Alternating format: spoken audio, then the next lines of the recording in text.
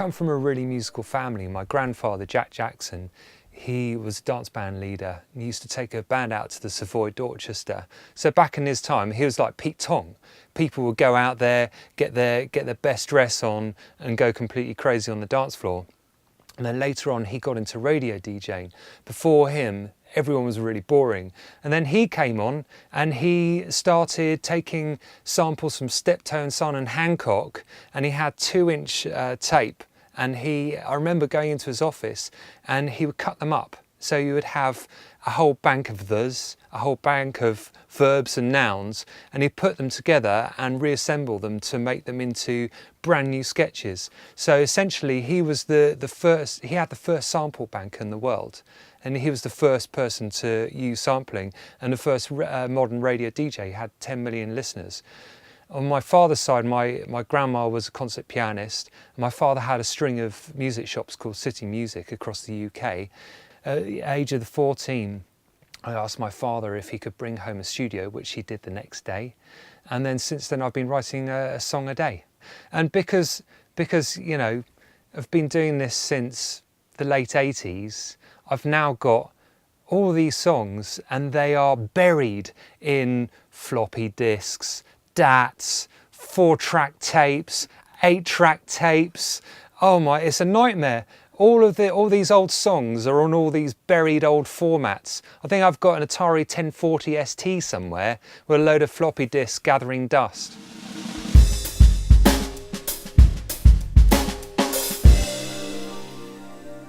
I took piano lessons. I was never good at the classical stuff because I'd never been told what to do. I like to do my own thing. After university, I did a degree in physics, quantum mechanics. Then after that, I did a year's 9-to-5 job just because I felt that I needed to appreciate what it's like to do a 9-to-5 before I went and became a freelance musician and producer. So I've got a relative comparison. So I really appreciate it. I'm very grateful for my life now, and I understand what it's like to work properly.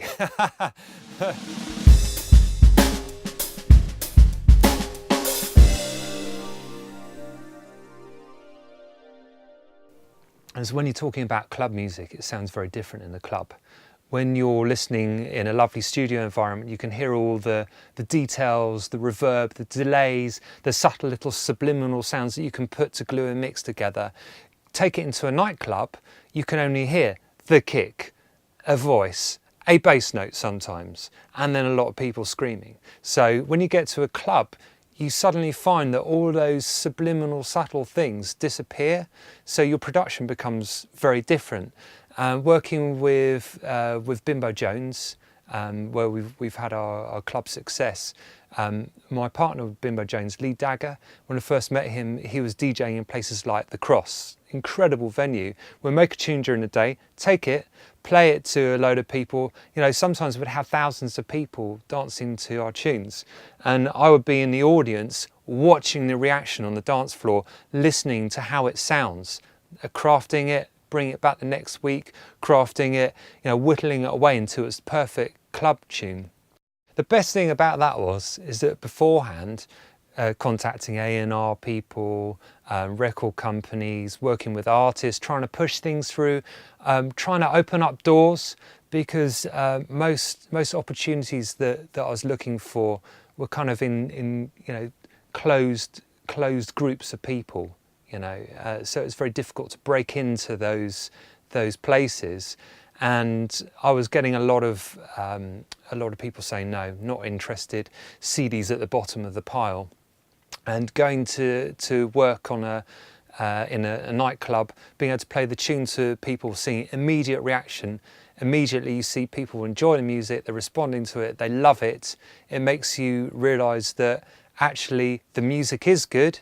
It's worthwhile, it's valid, and all of the criticism that I was receiving from other people, and also trying to establish myself with record companies, there was a lot of ulterior motives there, and it wasn't about the quality of the music.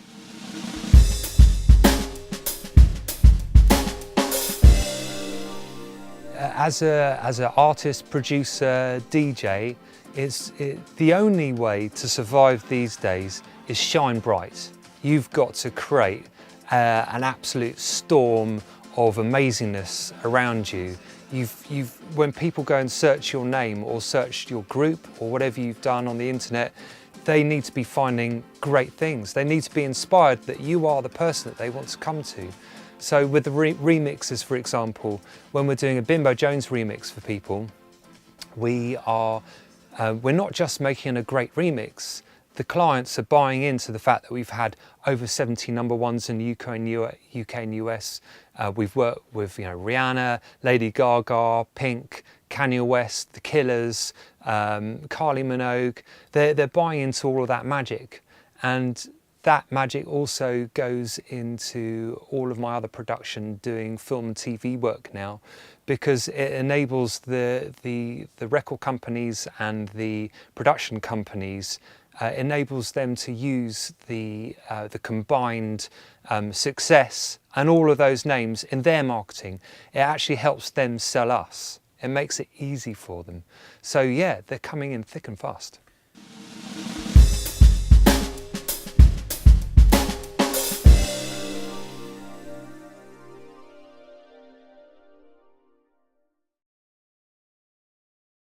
I was Audi's in-house DJ for a while and I had this awesome gig. I was DJing at the Royal Polo in Coworth Park. So I put jazz bands together. I'd have my mate Antonio on saxophone and Nick on bass, me on the piano, and we'd be playing as Prince William and Harry going up the polo field, up and down. And then after we'd sit down, have lunch. We always sat with the most fantastic people. I remember one year I sat with Nick Ferrari and Nick Mason or something. It was completely bonkers. And then I'd go and do a 3-hour DJ set at the end. Beverley was there one year, and then I got to do this incredible gig over in Switzerland with Audi, and she was on the same bill. So I asked if she would like to come in and do some work. She came in the studio. She is just unbelievably talented. There's very few times as a man in this life that you can cry.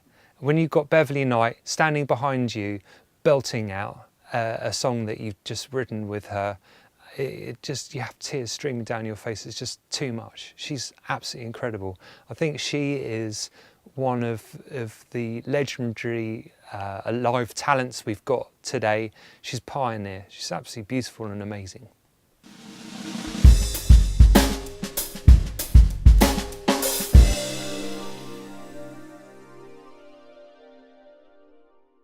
Well, the studio is built on a very solid intention of making good, creative, authentic music.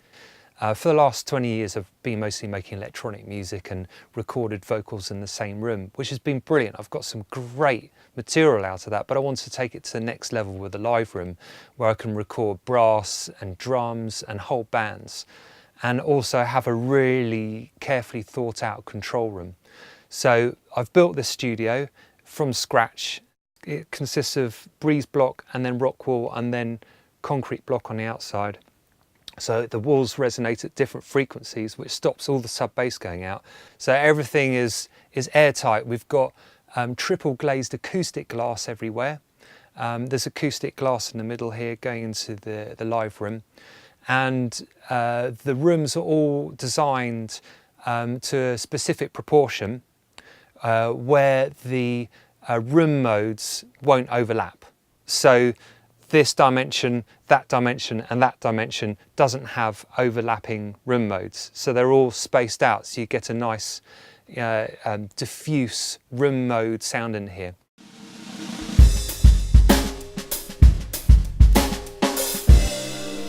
With the soundproofing, sound dampening, there's super chunk traps in here. It's massive slabs of rock wool covered in cling film, and if you go on the BBC R&D site, there's a good experiment there which shows that cling film reflects 500 Hertz plus. So my reflection zones, which are here, there, and on the rear wall, I've got an additional 2-inch foam acoustic foam as well, which absorbs all of that 500 hertz plus. So in here is just rock wool. The membrane traps are great, but it takes 10 cycles for the membrane traps to start damping the sound. So you actually lose a lot of those transients. So I've got a compound thing going on here. I've got the super chunk, then behind that I've got membrane traps. And then of course I've got pimp lighting around the outside. I never had that kind of like Nova thing where you've got all the coloured lights around the outside, if you've got the car and a big spoiler. So instead I've got it in the studio. I can change it to any colour.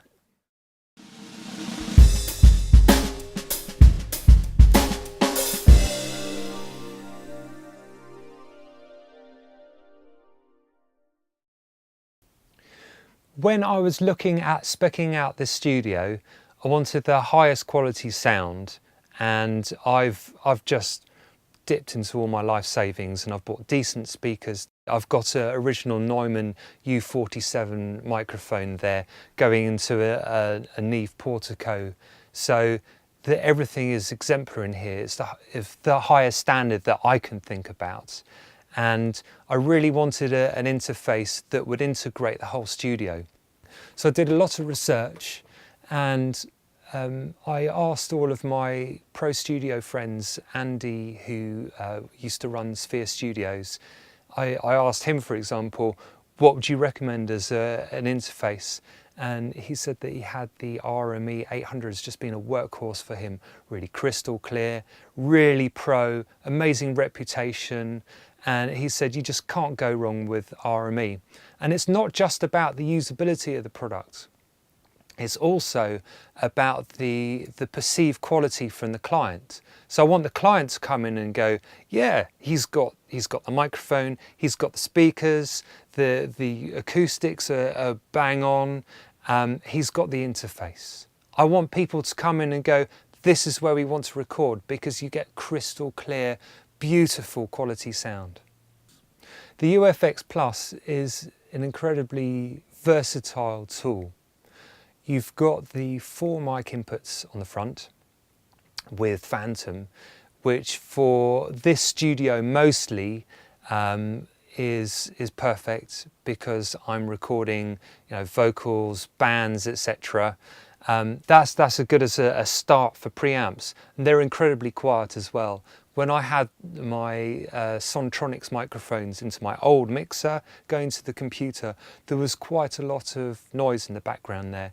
But using the RME, when I first plugged in the microphones, I was like, is this working? Because there's no noise coming through. It was working. It's just unbelievably quiet. On the back, you've got the 8 line-ins, and I've got a couple of mic pre's to interface more microphones into that. That was my main criteria, is to have high quality preamps going to the computer. But getting rid of a big format mixer and having everything in a box was something that I was entertaining as, and possibly this could be a good idea, but I might have to resort to going back to a mixer. So it was only until the interface arrived that I could truly get to grips with how Total Mix FX works. And it's very straightforward.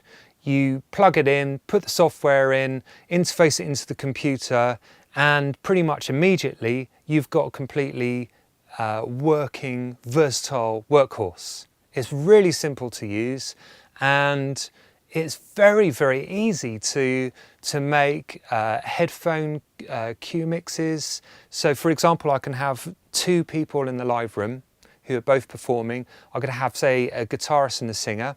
The singer, I can have more vocals in there. I can have reverb on her voice. The guitarist, he can have more guitar, less vocals. In here, I can be listening to everything flat with no reverb. And it's really simple to do. It's also simple to change things on the fly. I found, whilst recording an album last month, I was able to ride the vocal levels because she was singing more into the microphone and then backing away and singing quite quiet. I could actually adjust her headphone monitor levels with the vocals as I was going along. It's so intuitive. really easy once you've labelled everything up to see where everything is. There's nothing more maddening than having a mixer that you don't know where everything is. Total Mix FX is intuitive, it's clear, it's really easy to set up submixes.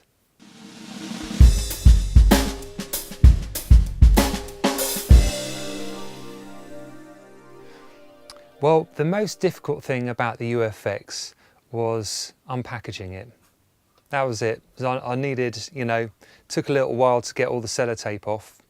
But once it was out, literally plugged it into the computer, loaded in Total Mix FX, which RME are very clever. They have a proprietary system. So most manufacturers, what they do is they use an Apple-based driver, but RME actually write their driver from the ground up.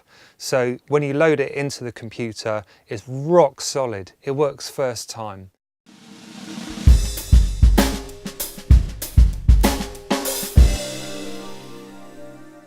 I've got a Bechstein piano just over there, but it's not actually in the studio.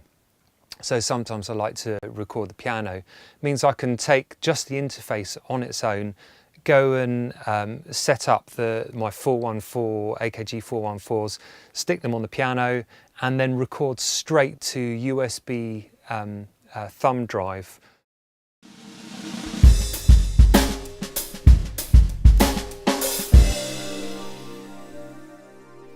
Yeah, I'm still getting my ears attuned to the whole studio here. That's the thing, I've changed so much. I've changed the speakers, I've changed the UFX, my interface. The UFX is really clean going in, so it means that everything is a lot more crystal clear. This setup here is so different to my last setup. I think the sound coming out here is a lot more American, because beforehand, 12% reverb on vocals sounded good. It sounded full. Here, 4% reverb sounds good. So everything's coming out a lot drier, a lot cleaner, a lot crisper. I think that the UFX helps with that because it's so clear and crisp. I can hear it all on the system.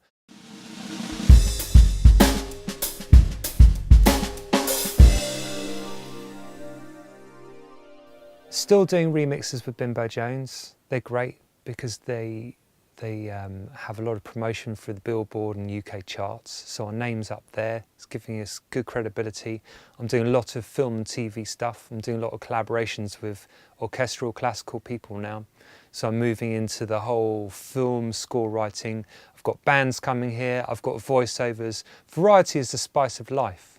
And a lot of people will say, oh no, you can't do that genre, you can't do that one and that one. No, you have to focus in one thing. I say rubbish.